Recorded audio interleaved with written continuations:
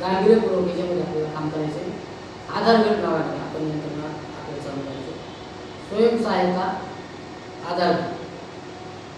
तर काय झालं समाजामध्ये, कुटुंब, भावकी, गावकी लोक काय झाले, संपत्ती पाहिजे म्हणा किंवा स्वार्थ किंवा अज्ञान या गोष्टीमुळे काय झालं समाजात, जे पूर्वी कसं प्रेम होतं माणसाला एकमेकांविषयी, तर ते गोष्ट आता राहिली नाही. आणि म्हणून आपल्याला या यंत्रणेची गरज निर्माण झाली. कारण मी स्वतः या सगळ्या यंत्रणेमध्ये सापडलो, मलाच काही हालत होतं आणि म्हणून मीच आधार घ्यायचा प्रयत्न करतोय.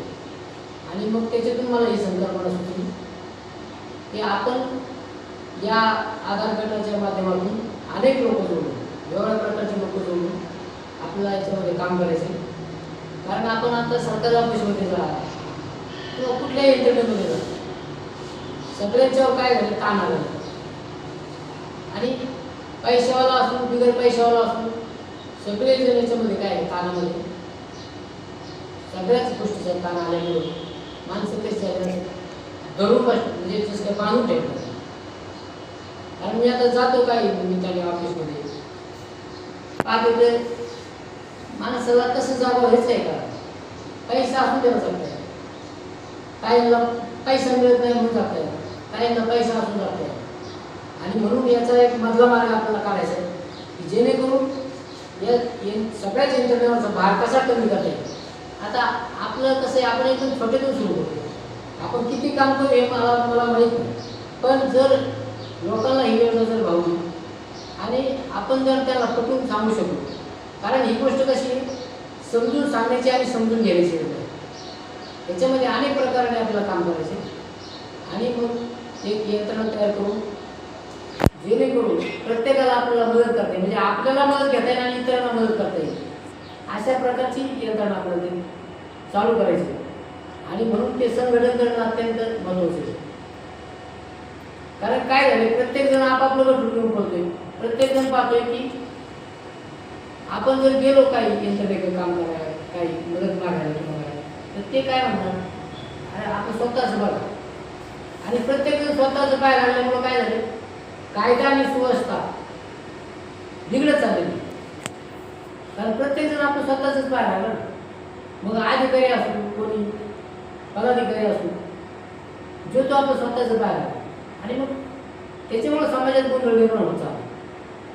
आणि पैशाला अति महत्त्व आहे, माणसाचं महत्त्व कमी झालं. ज्याच्याकडे पैसा आहे त्याची नीतिमत्ता नैतिकता कशी आहे त्याला लोक मानणार, त्याच्या मागे लोक पळणार आणि नीतिमत्तेला महत्त्व नाही राहील. आणि जो तो काय झाले प्रत्येक क्षेत्रात व्यापार द्यायला अनेक समजा यंत्रणा महाराष्ट्रात अनेक प्रकारच्या यंत्रणा आहेत, जो तो काय झाले की पैशासाठी काम करतो. आणि मग समाजाचं कोण पाहणार, तर याच्यासाठी आपल्याला समाजातून एक माणूस निवडून ज्यांना न्यायाची चाळी, सेवेची आवड अशी लोक आपल्याला एकत्र करायचे. आणि गरजवंत लोक होते की त्यांना कसं मदत करता येईल, आपल्या यंत्रणेला मदत घेऊन त्यांना कशी मदत करता येईल, अशा प्रकारचं आपल्याला काम उभं करायचे. आणि अनेक पातळीवर अनेक यंत्रणेमध्ये जाऊन आपल्याला ह्या गोष्टी समजून सांगायच्या. कारण ही योजना काय समजून सांगणं आणि समजून घेणं या गोष्टी आपल्याला करायच्या. कारण काय झाले, कोणी कोणाचं समजून घ्यायला तयार नाही. आणि म्हणून काय झाले, ही गडबड जास्त वाढत चालली.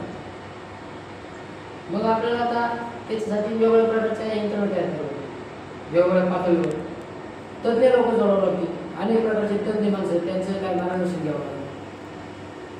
अशा प्रकारे आपलं हळूहळू ही यंत्रणा उभी करायची. आणि लोकांचा सहभाग याच्यात कसा मिळवता येईल, त्यासाठी आपल्याला लोकांच्यापर्यंत कसं जाता येईल, त्या गोष्टीची आपल्याला यंत्रणा तयार करून हे काम आपण हळूहळू पुढे नेऊ.